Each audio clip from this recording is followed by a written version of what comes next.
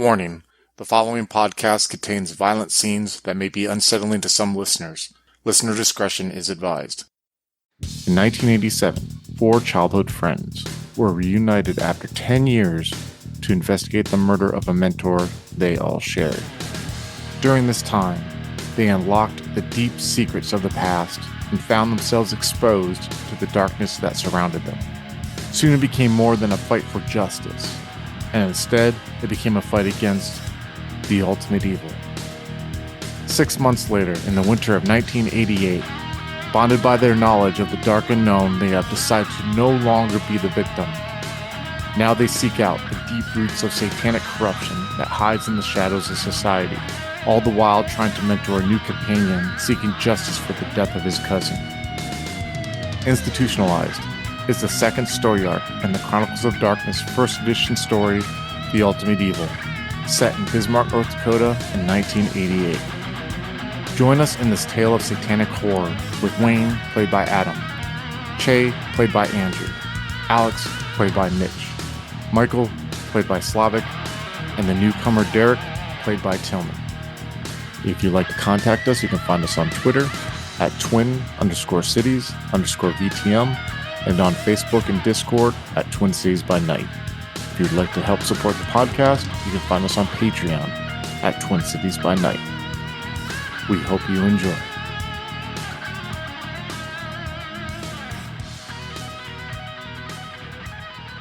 So Derek, you are driving into the parking lot of your apartment complex in your van. You just shut off your van and you can hear the engine ticking. And you know, around this time usually is when your mom has dinner. Sometimes it's ready to eat at the table. Most of the time, your father's already eaten, sitting on that chair watching TV with his dinner tray. Or your mom will have your dinner wrapped up in tinfoil sitting in the oven for you. You see the first floor window, main picture window of the apartment, of her apartment, is gently lit. You see through the curtains are like an orangish brown color, but when the light goes through it, it gives this warm ambiance from within. And you know that yours is right above there, and you see your lights are off as normal. What's going on in your head with everything that has happened in this day? Quite a bit has happened. You made progress on this case. How is Derek processing it? I would think Derek is very exhausted because it's so much to take in the past few days. It isn't as physically exhausting as his previous job, but it definitely drains him currently. Is that weird mental exhaustion that just kind of takes a toll on you? Yeah. Mm-hmm. So he probably has thoughts in his head like, I need to figure out how I will do my taxes from now on and whatnot. Like he hasn't called anyone about financial stuff. Is he trying to compartmentalize like the weirdness of this whole thing? Just like the knowing that somehow this is tied to your cousin's death, you know, talking to this preacher, this former headmaster of the school who seemed to be on edge when the name of Welkstetter was brought up, who, by the way, is the ex-husband of your benefactor in a weird way. And also the fact that you know that two of your coworkers, for lack of a better term, teammates, are potentially driving up an hour to a school to do something illegal to get information. Or is he just like, is him thinking of his taxes kind of like, okay, I'm going to put that back in the back of my head and not think about that right now because I'm already got enough going on? No, I think he has had like a few instances where he was kind of shook by what is happening around him. But the thing is, at work, he has people he feels like he can trust, particularly Michael, who has the expertise as well. Is it like a couple of things, like talking to the preacher, I don't think that really shook him. Like he probably feels kind of giddy about that. You know, Michael was so certain that they made progress there. Yeah, but talking, I forgot his name. What was the Keith Galloway? No, the 11-year-old boy that we talked to. Toby Lancaster. No, Toby Lancaster's missing boy. His friend. I mean, Jason. Yeah. What he said in that conversation was definitely like heavy. Like that weighs on Derek, I would say, and he's not sure what to think about that, because he's lacking answers right now. So the thought of that there was probably sexual abuse going on in the school or something like that. At least Toby suspected it and didn't want to go back to it. That, and also, I guess, did talking to Keith Galloway like kind of put a face to what potentially went on at that school? And is that why you kind of felt that small victory and getting him shook, getting that information or that reaction from him? Is that part of it, or is that just your work ethic and feeling like you made progress? I think, Derek is convinced that Keith isn't really at fault. He was probably like manipulated. Like, he's not innocent, of course, but he's not the main target here. But seeing him so shaken definitely says, okay, we're on the right track for one, and also this is big, and we need to move forward. Has he put any thought on what or who could be the main target? Or is that a scary not thought? Not really. Like, the scary thought to him is currently what happened, not who did it. Like, he still isn't sure what exactly happened. And there are like so many terrible options. He can't even fathom that. I don't think he like spends time on who did it. He doesn't even know how many people were involved. Is it just like one rich asshole, or like, is there an occult ring that tries to summon demons or whatever?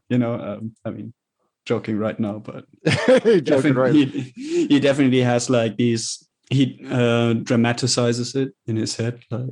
So one final question about that before we continue on. What does that make him feel then about Jerry Hagberg and Miss Welkstetter, like, trying to get you to work with these folks, and what their motivations may be? He isn't sure about that. Like, if he had more time, he would probably like call them right now. But currently he doesn't feel like he has the mental capacity for it. But yeah, to him, it feels kind of like that they both at least suspect something iffy is going on, and they feel like Michael and his company can do good. Which I'm sure is why, also one of the reasons why you had that trust of these individuals too at this time. So what are you doing right now? You know, you have a potential meal in your parents' apartment, or you got the darkness and warmth of your bedroom upstairs.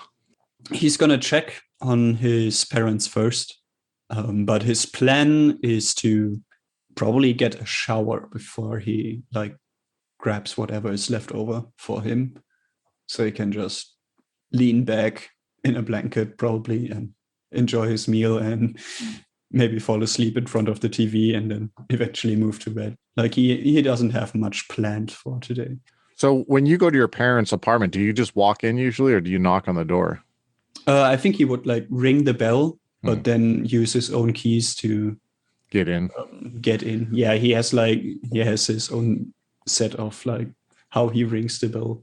Yeah, it's almost like that. Like 3 times and then a pause and then again. I mean, your parents are long past the age of having to worry about walking in, but yeah, it's still polite to let them know in case I have like a serious discussion or something to that extent. Yeah. So you do your customary like quick 2 rings of the doorbell, and then you put the key in and you unlock it and you walk in, and you right away you're hit with the smell of like of food, like just this warm wave of like, and you know right away what it is your mom making cream of chicken, which is like one of like a German meal that like she learned from her parents and her parents learned from theirs. And you can even smell like homemade bread coming from within this small apartment kitchen. And with how small the confines of this kitchen are, it's just like, it smells delicious. It's just all through the room. And you see like an odd sight. You see like the dining room table, this small kind of like square table where 2 people can sit on each side is set up right now with like a tablecloth, has like one of those like plastic tablecloths that are kind of put over that has like flower patterns over it. And you see that there's 3 sets of silverware that are set up with glasses. And there's even like some flowers that are in the middle of the pot, which means your mom had to probably go to a flower shop to get them, that are in the middle of the table there. And you see that your dad looks at you from the TV when you open the door, and you see that there is some show on. You can't quite tell what the show is, but you know it's definitely some pre-recorded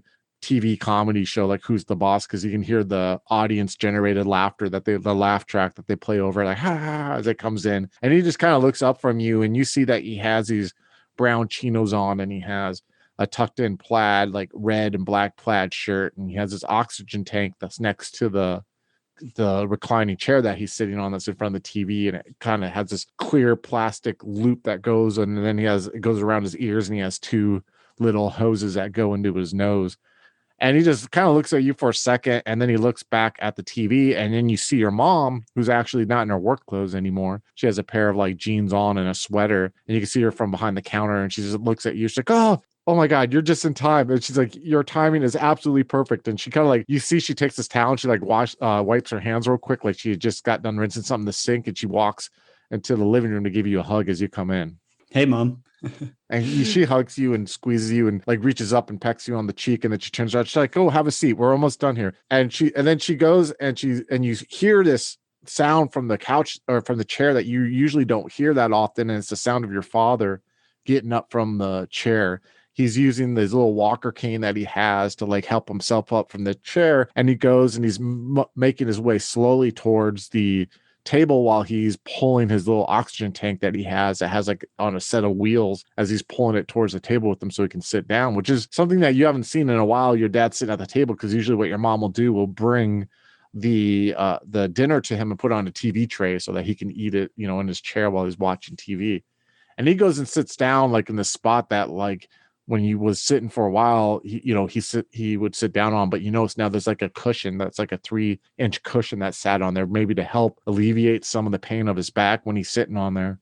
And he just sits, and your spot is usually across from him on the table. And he's really just kind of looking at the TV still, like he's not really looking at you right now, but he's like trying to keep his eyes on the TV. And it's almost awkward because that he sees you there, like you're making your way towards the table, but he's not quite wanting to look at you right now. And then you see your mom coming from the kitchen, and she has these oven mitts on, and she has like this crock pot that's like she's holding from both handles, and she kind of sets it on this mat that's on the table so it doesn't burn, melt the tablecloth or make any mark on there. And she lifts it. You can smell that cream, that thick cream that's in there, and you can smell the chicken in there. And then she comes and gets this loaf of bread that she has like on a cutting board, and she kind of sets it there. And it's the type of bread where she would have to use one of those bread knives, the electric bread knives that are almost like edge trimmers.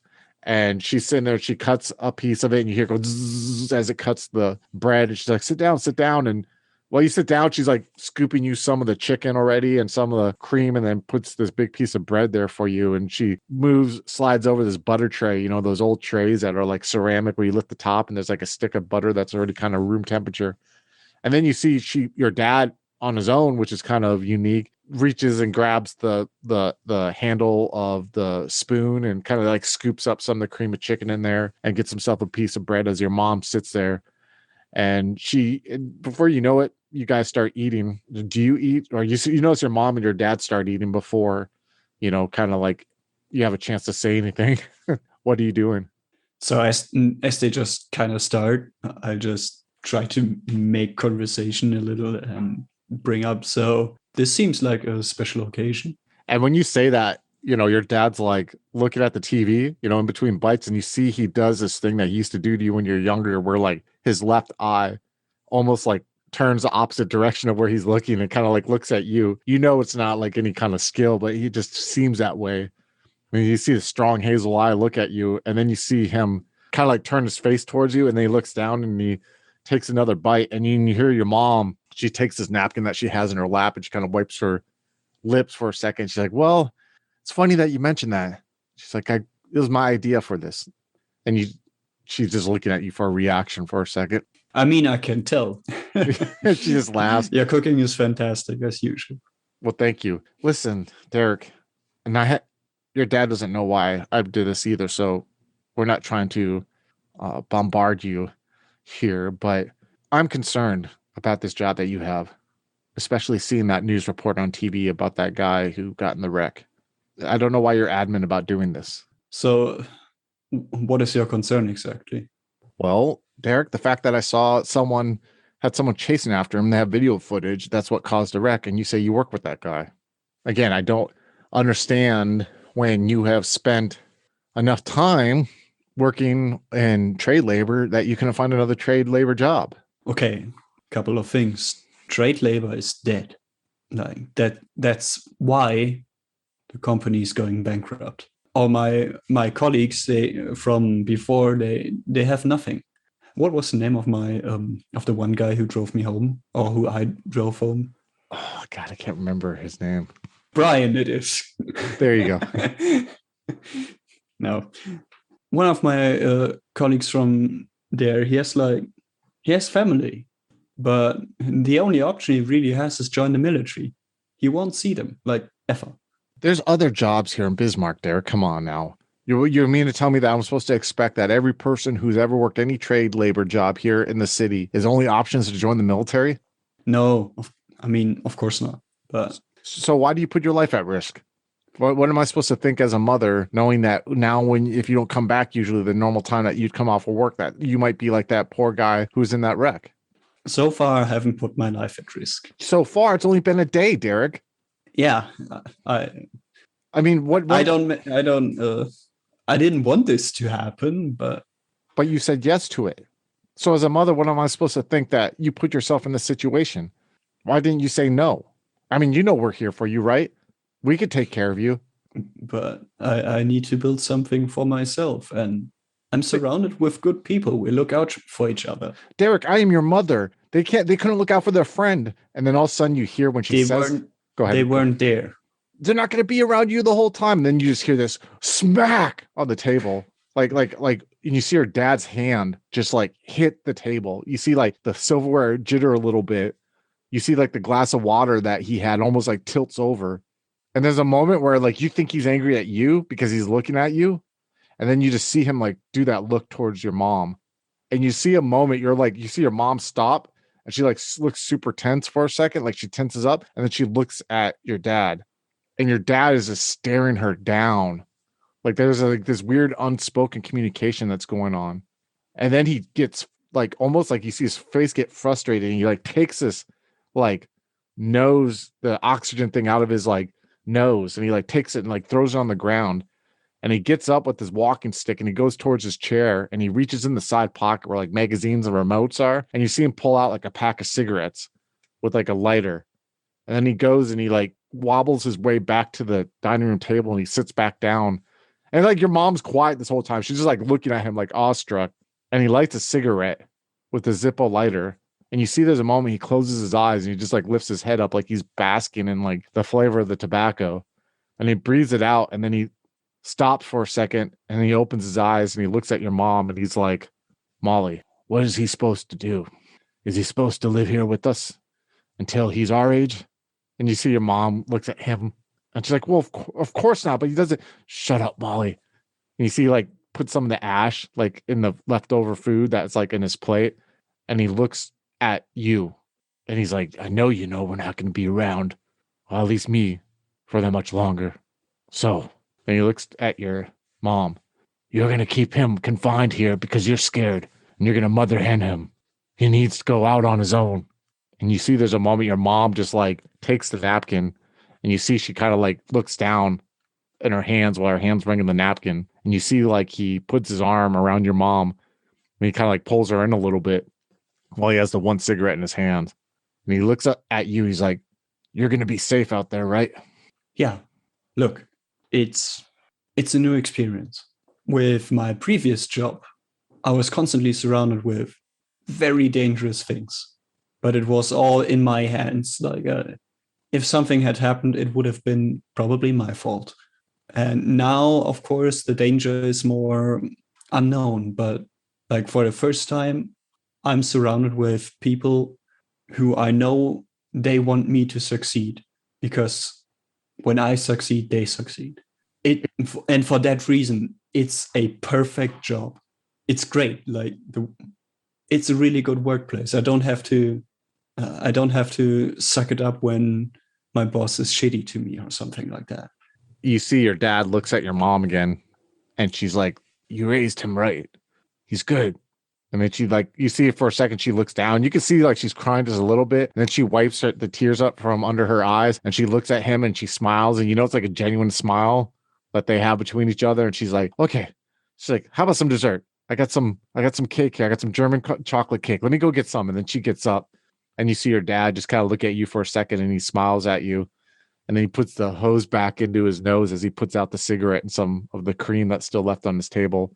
And we get to say, you guys have a pleasant dinner while you guys sit there and eat. After dinner, do you just choose to go to bed and kind of like shower and go to bed and relax for the rest of the night? I probably watch like a show with them just to have everyone calm down. Yeah, Different Strokes comes on. And it's a show that, makes your dad laugh a lot, What you talk about, Willis? He actually kind of always cracks up when that happens. Yeah, not much is going to happen, but there's just some quiet family time happening. But yeah, then he's going to shower and turn in rather early, probably. So while you're showering, what's going on in your head about the conversation that you saw from your dad and your mom? Are you processing it? Or are you just too tired at this point? You're just like, I just need to shower and go to bed, or are you thinking about it? He's kind of annoyed because it's like the second time this was brought up. Moms are persistent, right? Yeah. And he hopes like that eventually things will calm down.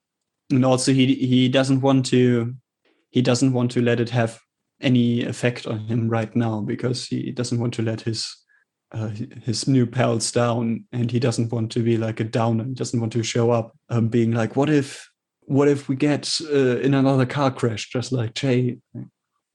He feels like he can't work on that with that attitude, so he doesn't want to let it get to him. What about I mean, too, also, I would say, from like your dad, like inputting himself in the conversation like that, it probably stopped all future communications from your mom about the subject. I think you could take away that your dad was frustrated at the fact that she kept grilling you and wouldn't accept it, and that he probably feels that they've kept you under their wing too much. He feels this guilt. You've always felt this tension between you and him because of like him not being able to work, and how it hurts his pride and stuff like that. So he probably, on the flip side of that same coin, feels a sense of guilt, the fact that you have to like be around the nest still, and you can't go out and, discover who you are on your own, like him and others have had opportunities to in their lives.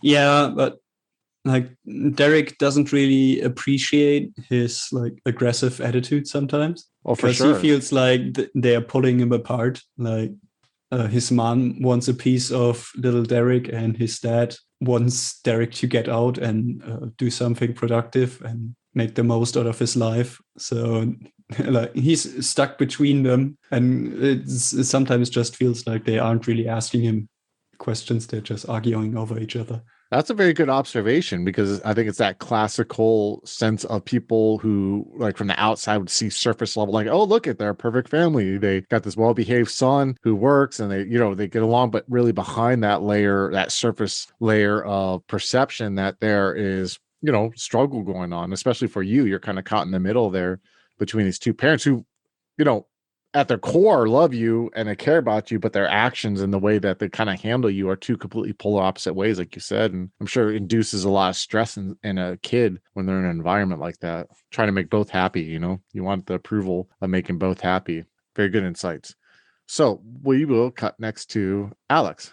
So Alex, you are in front of this door of this apartment, and you have this bottle of wine in your hand. You're dressed, pretty well. You went home and with Wayne, and you got dressed up for this.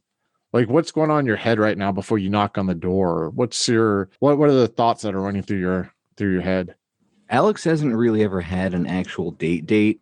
There's a very big difference between dating someone and shooting up with someone you're having sex with.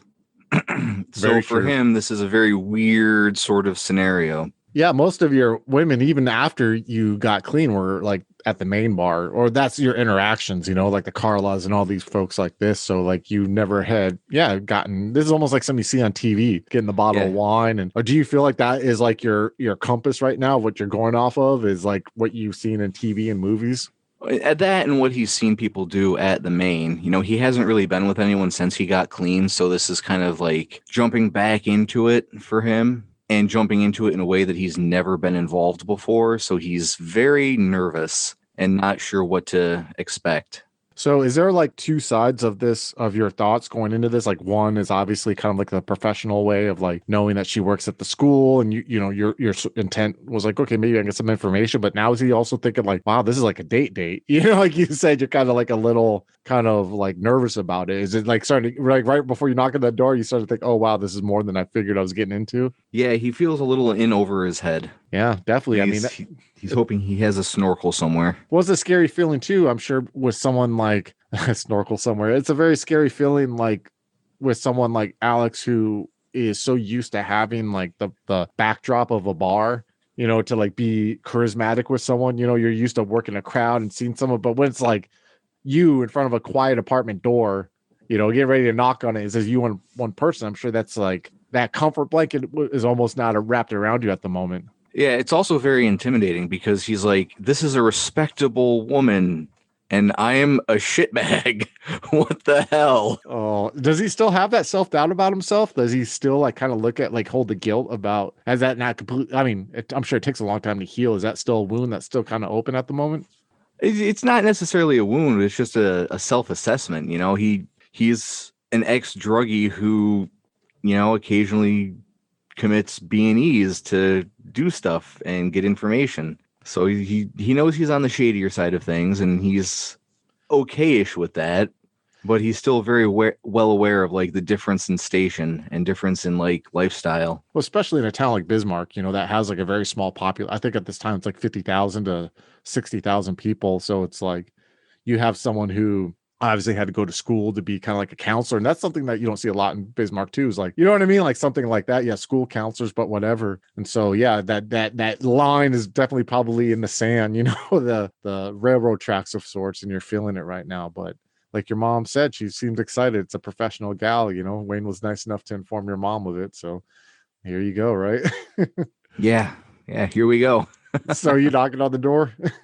Yeah, he'll take one last moment to, make sure his shirt's straight, everything's lined up nice. Take a deep breath, and then as you knock on the door, there's a pause for like maybe like 10 seconds. Then you hear like the sliding chain, of like the second lock that they have on some of these apartment doors. And then you hear that bolt turn and the door opens, and you see Tina standing there in front of you. She has those high-waisted blue jeans, like Guess blue jeans that girls used to wear back then, that kind of had like the little V shape. And she has this hot pink sweater on that kind of goes rather well almost with like her freckles and her like ginger skin a little bit, and her hair that she has. Her hair now isn't like, she kind of had her hair when you saw her, it was naturally like wavy, naturally curlish, but now she has it down more, so you see it like go down her back more, and she kind of has it like clipped on the sides to make it like really kind of, it's extravagant when you see it kind of fall back like a waterfall from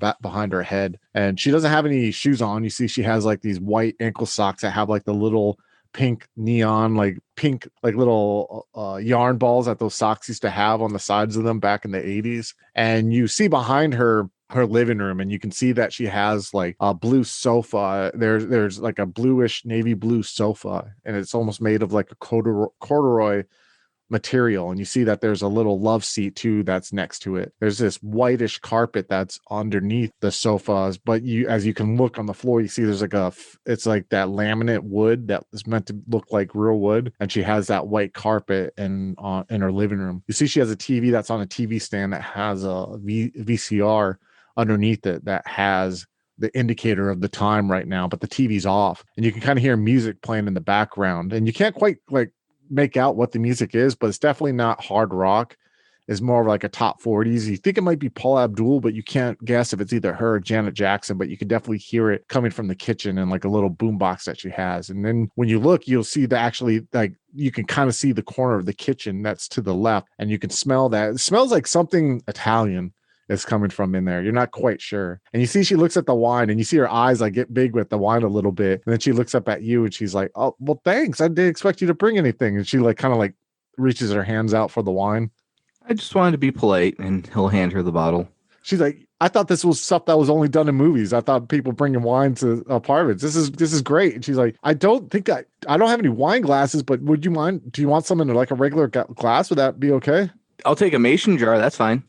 Okay, she just kind of like smiles at you. I don't have any of those, but I'll go see if I do. She just is laughing, and you turn around. You see her turn around. She walks off. When you were looking at her when she is walking there, you can kind of see the form of her body a little bit more than you could when you're at the school, and you can kind of see she's like rather slender and slightly curvy as she walks, especially like in the hip area as she walks towards the kitchen. And she turns around before she goes in the kitchen. She motions to like this little circular like table that's in the small dining area. She's like, "Hey, go ahead and have a seat here." And then she goes and you see her like open up the cupboard, and you hear like rattling around a cupboard in the kitchen area. You can't quite see though from the dining area, and you hear like glasses chinking together, and you see she comes walking around. She has like them clipped in two fingers, like she's holding them in one hand and the bottle in the other. She's like, "I'm sorry, I left the mason jars at my moonshining distillery, but I have these." And you see they're just like normal, glass cups, and she sets one in front of you, and then she sets one up where she's gonna be sitting probably across from you, and she puts the bottle down on the table, and she has like this corkscrew thing. She's like, "I haven't done this in a while, so you just gotta be patient with me." And she kind of like puts the corkscrew in there, and you see she's like trying to open it, and finally you hear a pop, and you hear the smell the wine coming from the opening. You see like obviously it's not carbonated, but you can see like a little moisture escaping from it when she does that. And she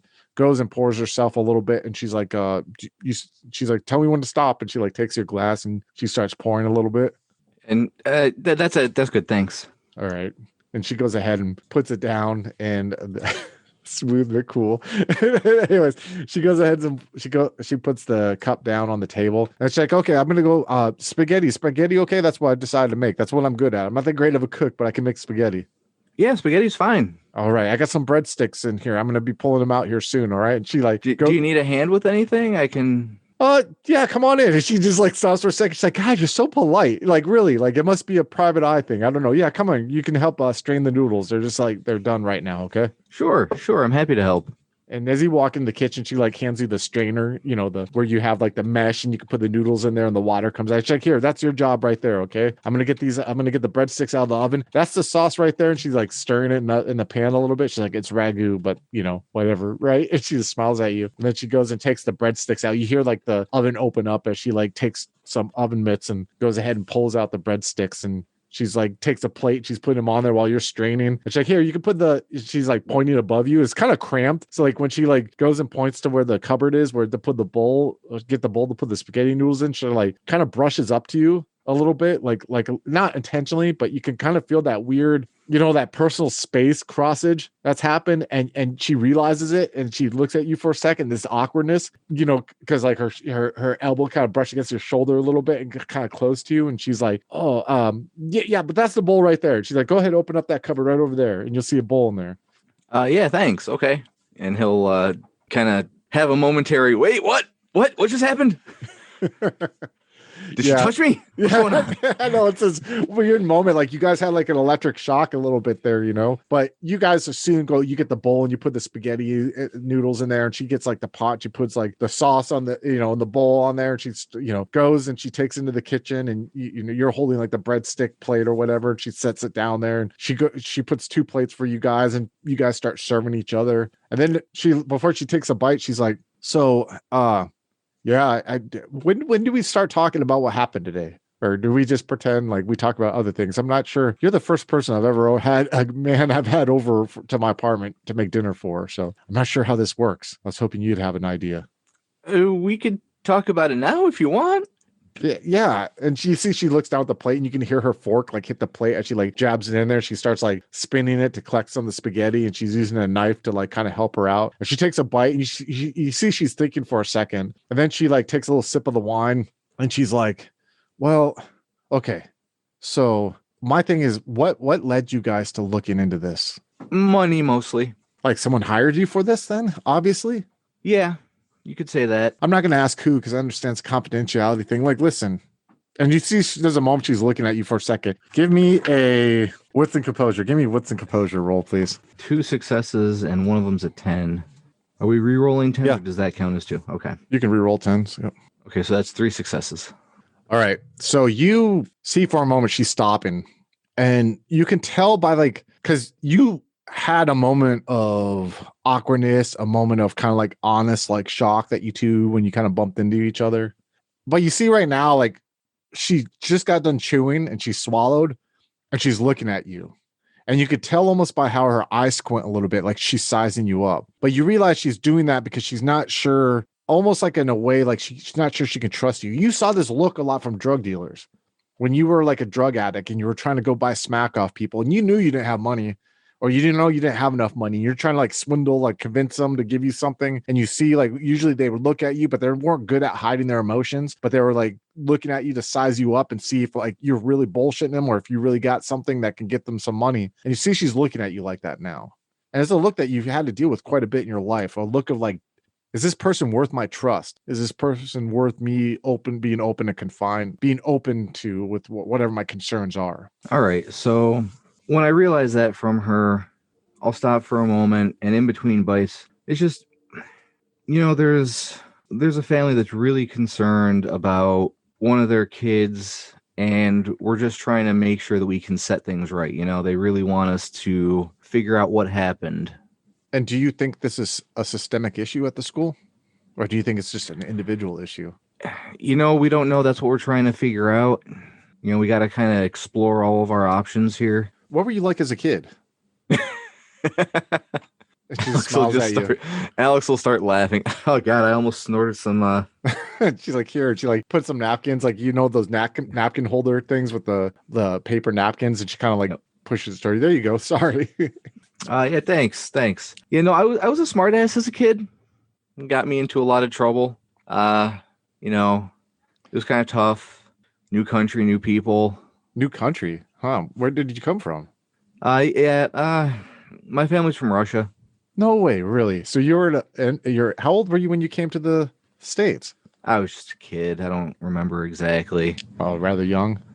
Yeah. You know what they say about being a smartass? They say that usually is a sign of intelligence, right? No, I've never heard that. I've heard quite the opposite. Really? Some even say it's a sign of being perceptive. I mean, sure, most of what I was perceiving was a slap to the backside of my head, but She like laughs. So what made you become a private eye then? I had a pretty tough time the past few years, and a very good buddy of mine was a cop. He's a private eye now, but he and my family kind of shook some sense into me, and he offered me a job, and here I am. I was working as a bartender before that. Oh, that's probably someone who's very good at speaking to people, right? So is that what kind of drew you to being a private eye? Is that you're good at communicating with people? I'm very chatty. Oh, would you say you're observant too? Like you're able to observe a lot and everything from when you're like a bartender, having to kind of like keep an eye on things that helps you out as a private eye too? Sometimes. Yeah, I bet. So what have you observed about the school? And you see again, like she's looking at you again with that look. Well, I know I'm not welcome there. And she just kind of like, and you see at that moment where she kind of like snickers and looks down at her spaghetti. You can kind of see that's like a genuine, like, like her instant response. And she goes and twirls some more spaghetti and like takes a bite. And she looks up at you and she's like, do you have any theories of what happened to Toby? No, not yet. It's too early for us to really have any theories. We're just sort of piecing what we can together right now. I mean, what do you think happened? What have you noticed, if anything? Well, like I said, there's Billy, and he opened up to your friend Wayne there. And I don't know. I mean, to me, it's like you asked to go look at something in the school, and my curiosity is getting the better of me because to me, it's like, seems like there's more than just wanting to talk to people who saw Toby, that you might have suspicions about things. Well, there's a degree of suspicion that's required for my line of work. So, I mean, don't take it personally. It's not. Oh, it's not personal. Trust me, it's not personal. But my thing is, and you see there's a moment she wipes her mouth off with a napkin and puts it down a little bit. She takes a sip of her wine and she looks at you. She's like, my thing is, from my understanding, if someone's missing from somewhere, you won't spend too much time looking at the place they ran from. You'd be looking at places you think they're from. So I guess my question is, why are you intent on wanting to have looked around the school more? Don't you think they exhausted their own means of trying to find them there? I don't think so. They seem kind of like they would just give it a cursory glance, and then it would not be their problem anymore. Fill out the forms, check the boxes, mail off the sheet, and be done with it. I mean, it has to speak volumes if they didn't notify the police, right? Absolutely. And honestly, if you want to figure out where someone's going, it's usually a really good idea to, figure out where they came from. Did Wayne tell you about his talk with Billy? In general terms, not too much in detail. Did Billy say something to you after we left? Well, Billy's hinted at things to me before. Like what? And she's looking at you for a second. What did Wayne tell you? Just that he and Billy chatted, and that he was worried about what some of the things Billy said, and then he had a cigarette and wandered off and thought. Yeah. Listen, and you see there's a moment, there's like this really long pause as she's looking at you again. I'm taking a gamble here. And you see a moment she looks at the glass of wine and then she picks it up and just like slams the rest of it down. And she sets the glass down and she kind of twirls it and she's looking at it and she's looking up at you. There may be someone else in the school with me who's concerned about things going on. And we may be very happy that there's an outside group looking into it like you all.